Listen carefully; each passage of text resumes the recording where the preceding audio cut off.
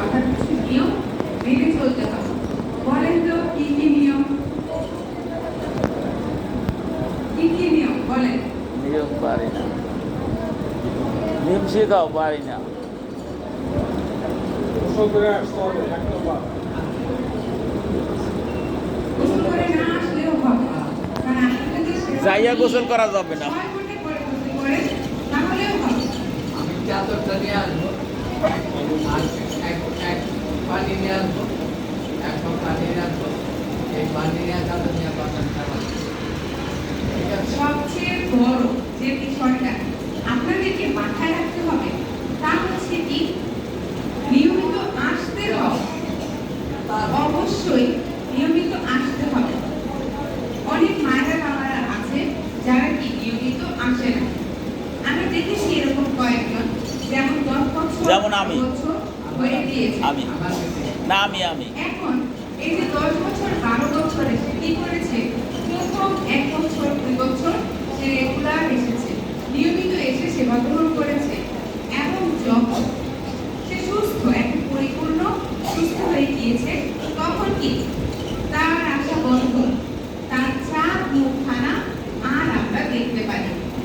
এবং দেখবেন 4 বছর 5 বছরে আর কোনো খোঁজ খবর নেই, কারণ সে সুস্থ ছিল। কিন্তু 5 বছর পর আবার এসে বলছে যে এখন তার ব্যথা করছে, কোমরে ব্যথা, পায়ে ব্যথা বা হাড়ে ব্যথা, হাঁটুতে ব্যথা। যাই বলুক না কেন ব্যথা হচ্ছে। কিন্তু এরকমও অনেকে আছেন যারা এই 6 মাস নিয়মিত এসেছেন, এবং এই 6 মাস পর আলহামদুলিল্লাহ সে এখন সুস্থ। এখন যে 6 মাস এসেছে সে সুস্থ, আর যে এত বছর হয়ে গেল তবুও ব্যথা, এর পিছনে কারণটা কি? রেগুলার আসে না, আর হ্যাঁ।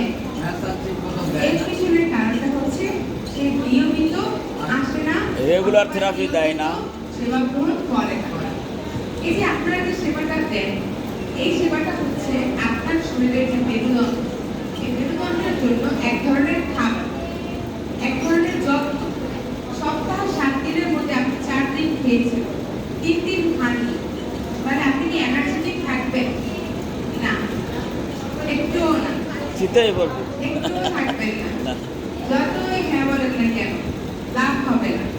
কারণ আপনি 3 দিন যদি একেবারে কিছু না খান, আপনি দুর্বল হয়ে যাবেন।